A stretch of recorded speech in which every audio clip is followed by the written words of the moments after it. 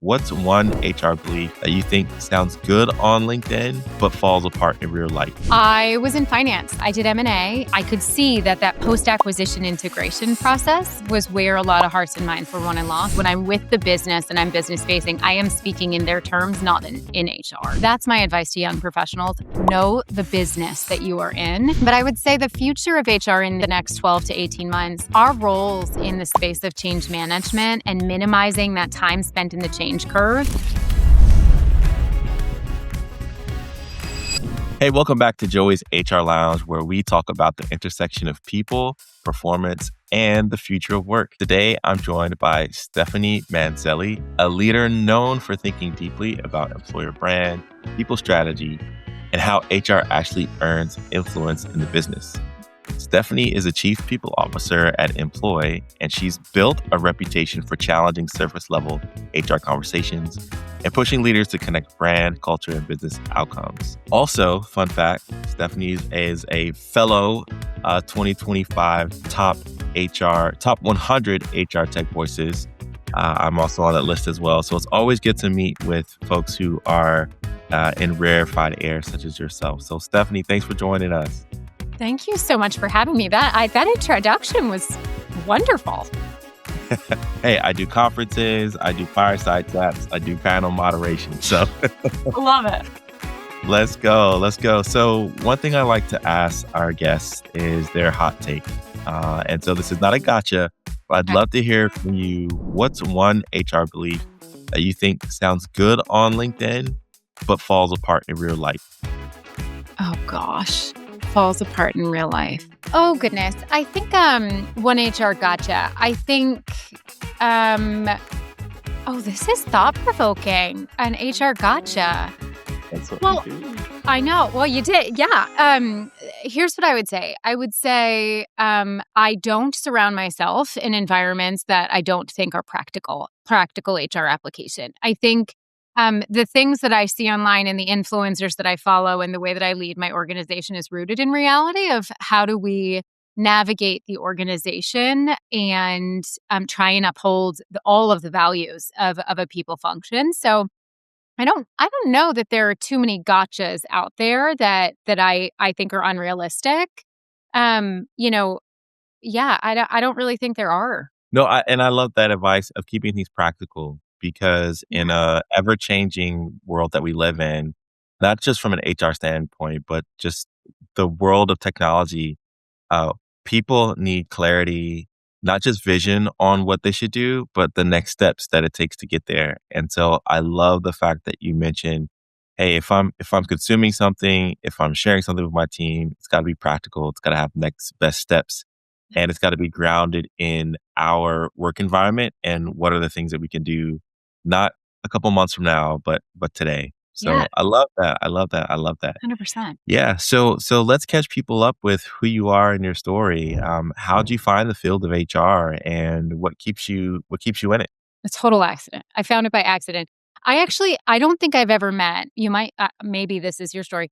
I don't think I've ever met an HR person who grew up thinking, I really want to lead an HR function one day. I was in finance. I did M&A and I thought that's what I wanted to do forever. Very early on, I thought, I could see that post-acquisition integration process was where a lot of hearts and minds were won and lost and companies would lose momentum. And I thought, well, who can solve that? It's HR. I thought maybe HR can solve it. But at the time, I knew nothing about HR. And so I spent about 2 years temping every major company in Boston, all entirely administrative roles. I mean, recruiting coordinators, benefit admins, workforce analysts, just very, very entry-level roles. And I think I share that experience because I actually use it every day. I learned that every company does one thing really, really well, but no company does everything perfectly. And it was through that I figured the area of HR that I wanted to go into, which was sort of HR strategy. And it's a bit of a non-traditional background to become a CHRO, having, HR transformation as your background, but that's sort of been my career and the place that I've really loved. Yeah. Let's talk about that because you're right. It's very rare that an HR professional shows up to career day in high school and you're like, that's me. I see that as my future. And of course, folks like us, we're passionate about what we do now, but that's not necessarily what we set out to do. I know I didn't set out to do that as well. In our prior chat, I mentioned I was going to be a sports medicine doctor. Um, how did those early stages of the administrative functions that you learned along the way, you mentioned those still impact you. Every day. What are some practical realities of that? How do you see that playing out? It's so funny because we just did a kickoff meeting with my team this morning for a 2026 kickoff for the year and our goals and all of those things. And and I brought this up. You know, HR in some areas interacts with employees at really pivotal life moments, right? So, like, I want us to really start to think about just what an impact we have on people.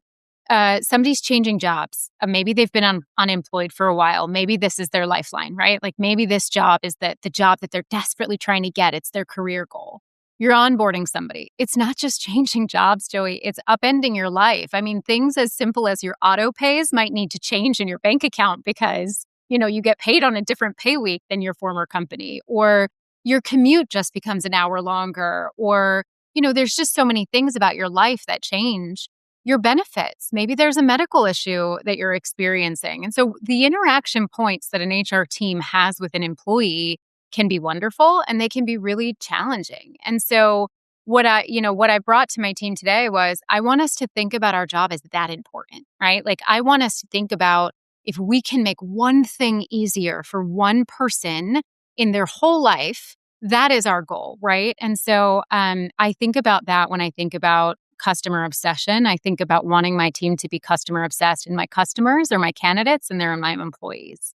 And then they're my happy leavers when they're leaving an organization. And so I use the principles of really a lot of those administrative jobs to set my standard of excellence for my team. No, that's great. I love that. I love that. It begs us to remind each other that we are people serving people. That's right. We're We whole are humans. We're whole humans.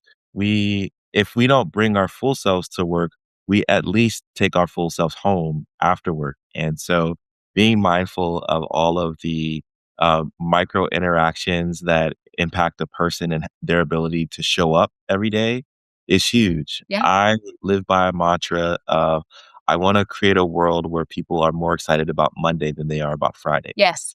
And I want people to love their jobs. And that doesn't happen if we're not thinking about how does a changing pay cycle disrupt their personal cash flow? What are some of the tools, maybe on-demand pay or next-day pay, that we may need to employ Yes. to give people that personal financial wellness and more control of their pay? Yes. What are the benefits? What is the talent acquisition strategy for people who may need to relocate to a new location? Understanding that the touch points are not just about the job, but it's about the people Yeah. who make the business. Yeah. So I love that you're laser focused on that and you share that with your team. Oh, for sure, for sure. And I want to balance that with saying, like, listen, I know we can't advise on some things, and I don't ever suggest we do, but making the connection points so that people can seek out their own answers is also equally important. We've had situations where we've relocated people, from Europe to the United States. And sure, I cannot help them with their taxes, but I sure as heck can give them a list of tax companies that they can reach out to get more information for their personal situation. Yeah. So I love that. You mentioned having a finance background. Yeah. And most HR professionals will tell you, I am not a numbers person. Oh, yeah. How has your finance background helped your career?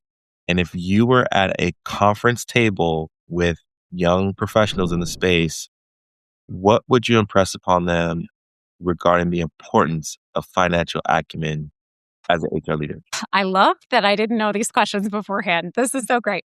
Um, so here's what I'd say. I use it every day. It's actually I talk and speak differently depending on the audience that I'm with. When I'm with my ELT peers, when I'm with the business and I'm business facing, I am speaking in their terms, not in HR.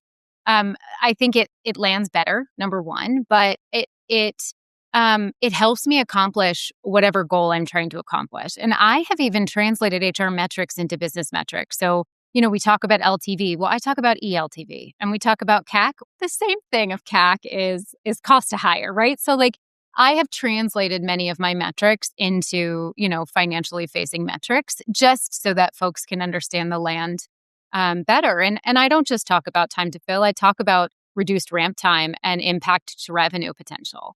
And so I would say that's been helpful because it's helped my leaders understand the impact of an HR function differently. It's also helped my team understand how their work impacts everything, including EBITDA, right?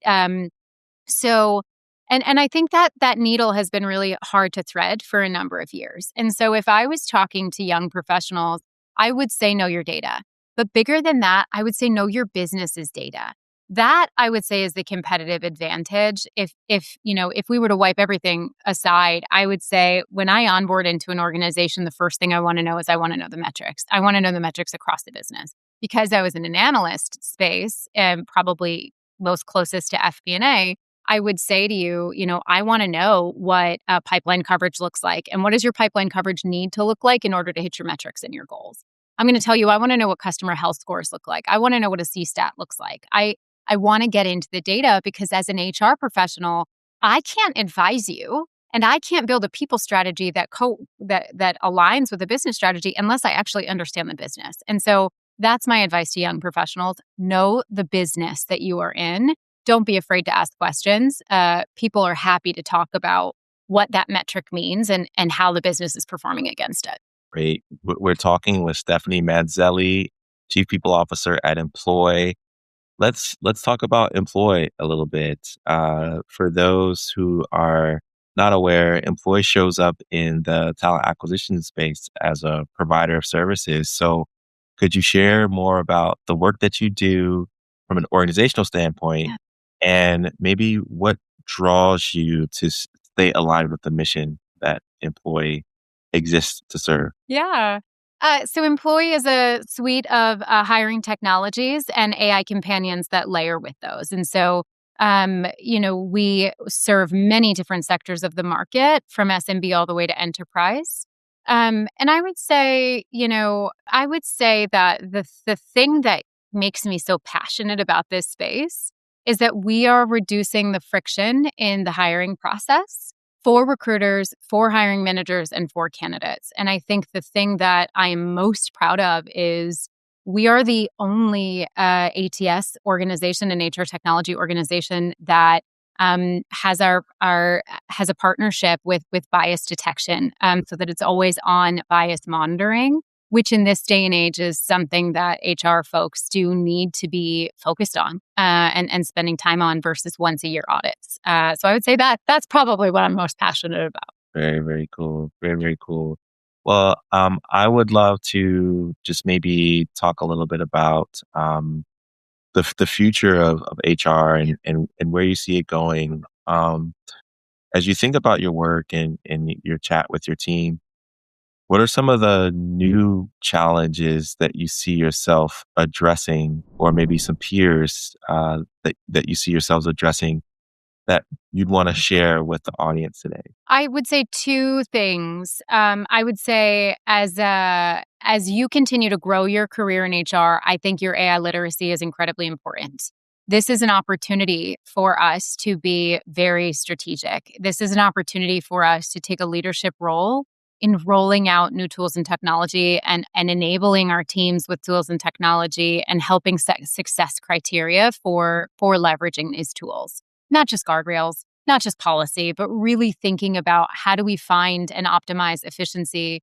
How do we take a look at workflows and say, this is a great inflection point for us to consider adding this, or is the juice worth the squeeze? It's a really great time to be in HR for that reason. But in addition to that, it makes our jobs easier, right? There are tools out there now, especially those prompting tools that can help us pull together things at a faster pace than maybe before. And so I would say that, but I would say the future of HR in the near term, right? Because as we look at the next 12 to 18 months, our roles in the space of change management and minimizing that time spent in the change curve, that is probably one of our most important skills, I think. Organizations are rapidly changing, whether it's the economic environment that we're in, whether it's just the technology landscape shift, maybe it's about available talent in places like the healthcare sector and the trades working sector. Our ability to react to all of those things, support our employees through that, and navigate them through change with minimal thrash, it's going to be the strongest skill that we can bring to the table in the next 12 to 18 months. Well, Stephanie, I know when I'm talking to someone who is a wealth of knowledge and someone worth following and listening to, and you are one of those people. So where can people connect with you to hear more of your voice, maybe learn more about Employ, and just maybe stay in touch? Yeah, well, for sure, employinc.com. By all means, reach out to us there. I know any member of my team is more than happy to chat with folks and teach them more about our products. And if you'd want to connect with me, I'm on LinkedIn, just linkedin.com/Steph Manzelli. Awesome. Well, thanks for joining us on Joey's HR Lounge. Truly a pleasure. I know this was real, unedited. You didn't have questions in advance, but I appreciate your willingness to go with the flow, and can't wait for our audience to hear this and get in touch with you. So Thank you for joining. so much.